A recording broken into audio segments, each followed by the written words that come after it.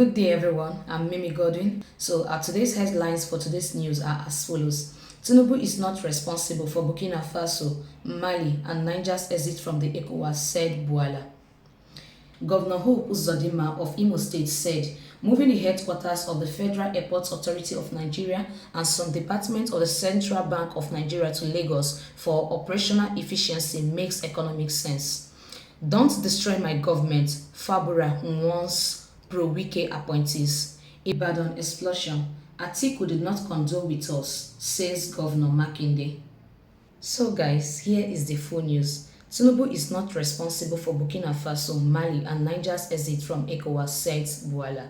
A chieftain of the People's Democratic Party (PDP), Daniel Bouala, has exonerated President Bola Ahmed Tinubu of being responsible for the withdrawal of Burkina Faso, Mali, and Niger from the ECOWAS Community of West African States (ECOWAS). Bouala said that their withdrawal from the ECOWAS has everything to do with the dynamic of proxy trade conflict between the Russia and the China and the North Atlantic Treaty Organization (NATO). Recall that military regime in Burkina Faso, Mali, Niger on Sunday announces their withdrawal of the membership from the ECOWAS. According to the military juntas, it was a sovereign decision to leave the Economic Community of West African States without delay.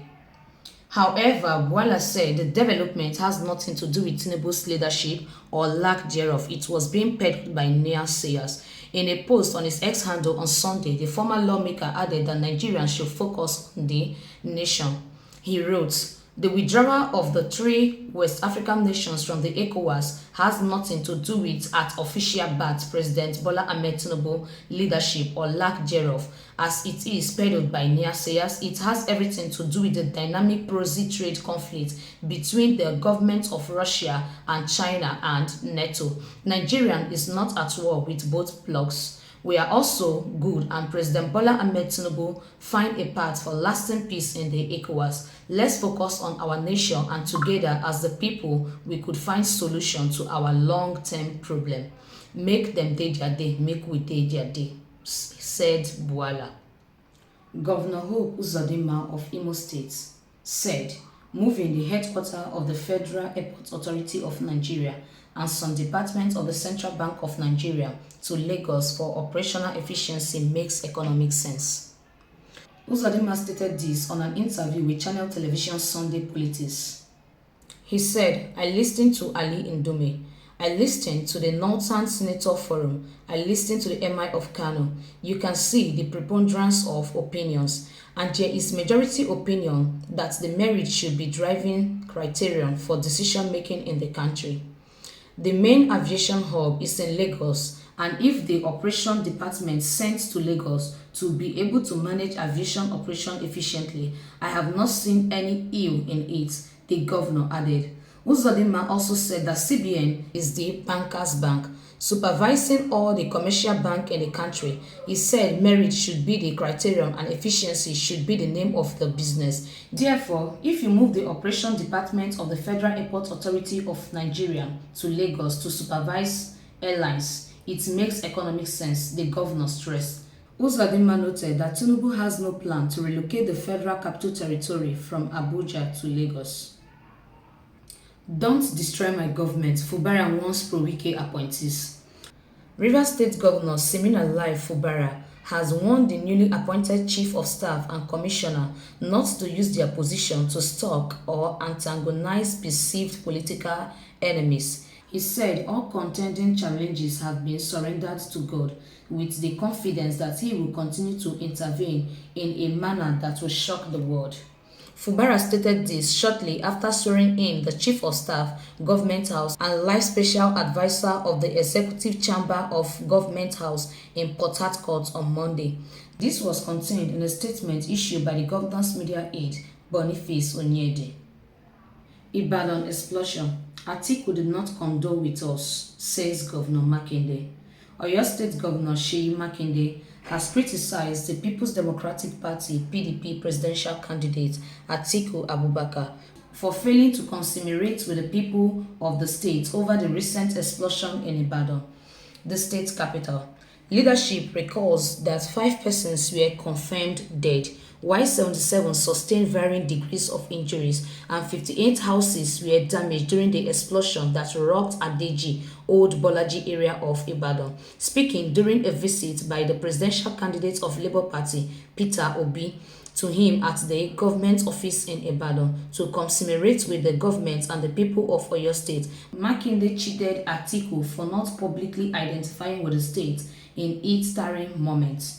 The governor stated that the humanity and governance can be portrayed simultaneously. He said, "Let me use this opportunity to thank the former governor of Anambra State and the presidential candidate of Labour Party, Peter Obi, for the visit. I thank him because politics did not seep into this. You came here to commemorate with us over the explosion. Investigation is going on. It was simply illegal miners storing explosive in an environment where they shouldn't be. It's a place where it's meant for people to live. It's not a mining state. So all the lapses that allow such to happen have been looked into. I was particularly grateful because the mosquitoes that went for the presidential election have reached out to me. The president has called me. You have reached out to me, but my own party candidate, Atiku Abubakar, has not even called or even sent a text message. And I am saying it openly so that our leaders will know that there is time for politics. You have a time for governance and you have a time for humanity. So we want to say thank you so much, sir. We appreciate your visit." Earlier, Obi said his visit was to pay condolence to the governor and the people of the state over the recent explosion. He said, "Through the governor, we want to extend our condolence to the bereaved families and all those who lost their valuable properties in the incident and to assure them of their prayers that God will grant those who lost their life eternal rest.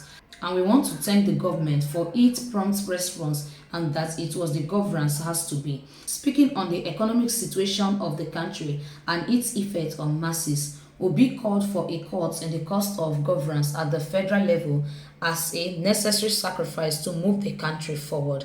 As all of us now involved and all of us should work hard and make the necessary sacrifice to see that we turn around the situation. This is why it is necessary that when things happen here and the government respond in the manner government should respond and everybody comes to participate and commend them for doing the right thing. It's a matter of sacrifice today. Elections are over. Governance is the key thing and what is required for me to cut down on the cost of governance, especially at the federal level. It is unacceptable the way things are going. We need to prioritize critical areas such as education, health, and pulling out people from poverty, Peter Obi added. Thanks for watching. I remain Mimi Godwin. And please, in case you are yet to subscribe to our YouTube channel, don't forget to do so and turn on the notification